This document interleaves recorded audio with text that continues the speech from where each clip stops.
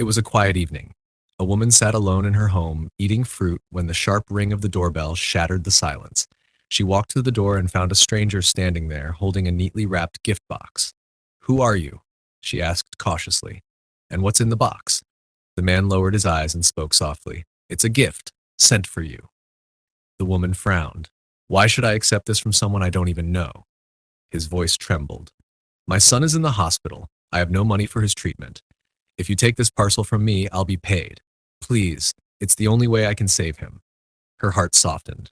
She agreed, but only on one condition. "Open the box in front of me. Otherwise, I won't take it." The man hesitated, his hands shaking as he slowly lifted the lid. The moment he saw what lay inside, he let out a terrified scream. Seeing his nervous condition, the woman asks him, "Tell me what is inside the box that you are trembling with fear." When the woman looks inside this box, she also starts screaming due to fear and dread. It was a severed hand, her brother's hand. Rage consumed her. "You murdered my brother," she shrieked, lunging at the man. The woman starts attacking the man out of anger. A violent struggle broke out inside the house. From outside, a neighbor passing along the road heard the sound of gunfire. Alarmed, she rushed in. What she found was shocking. The homeowner lay on the floor, bleeding, writhing in pain. The neighbor knelt beside her. "Who did this to you?" The dying woman whispered a single word, "Scary man," and then went still. The police arrived, combing through the bloody scene. The room was in chaos, furniture overturned, objects shattered. But one thing stood out. On the table sat a flower vase, untouched, perfectly upright. They also found something else, a severed thumb lying on the floor. Forensic tests revealed traces of oil and soil embedded in the flesh. The investigators drew a chilling conclusion. The thumb belonged to a wrestler. They searched local wrestling clubs and soon discovered that one wrestler had been absent the very day of the murder. According to the club owner, the wrestler had been lured away mid-match by a mysterious woman and a man in a wheelchair. The mystery deepened. Sketches of the pair were drawn and circulated. When police raided the missing wrestler's home, they found no one there. Only fresh blood on the floor, overturned furniture, and the faint smell of something burnt. Among the ashes, they uncovered a fragment of a restaurant box with the restaurant's name still legible. The trail led them to the restaurant, where the owner immediately recognized the sketches. He provided the address of the man in the wheelchair and the woman.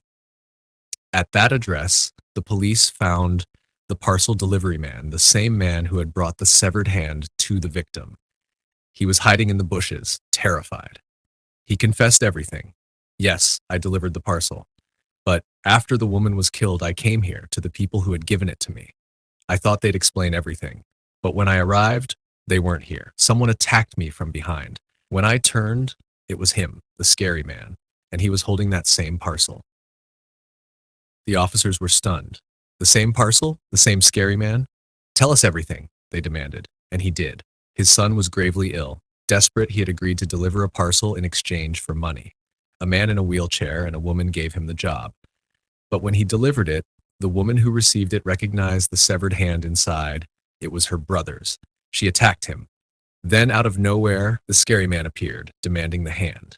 The woman fought back, but the creature shot her down.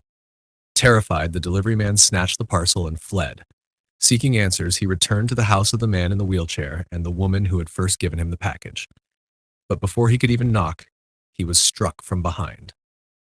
Turning, he saw him again. The scary man. The police sketched the mysterious figure described by the trembling man. The hunt for the scary man had begun.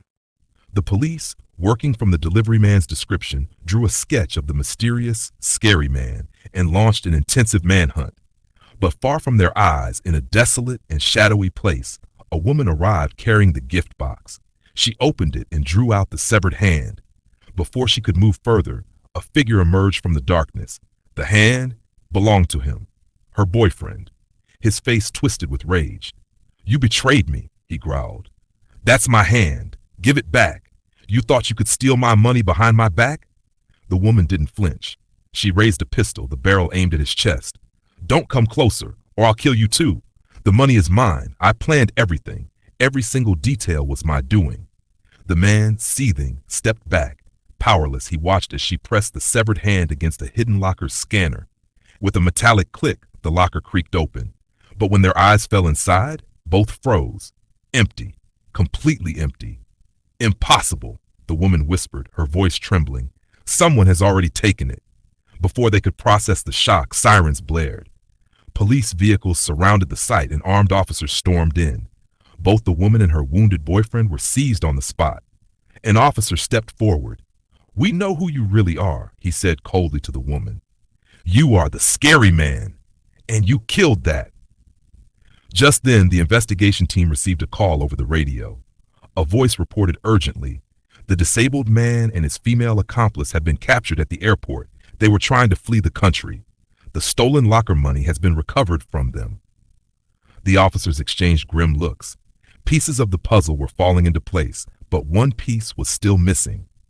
Because the identity of the true killer was still unknown.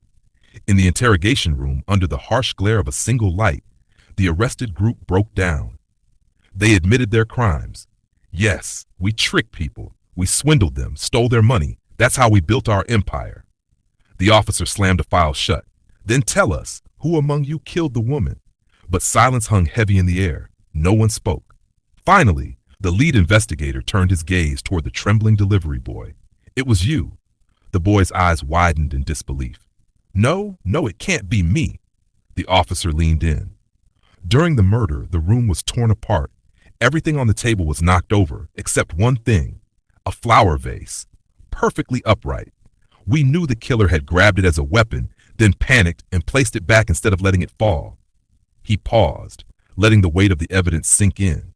"We lifted fingerprints from that vase, and they were yours." The boy's face went pale. He shook his head, stammering, then broke down. "Yes," he whispered, his voice cracking. "It's true. I killed her."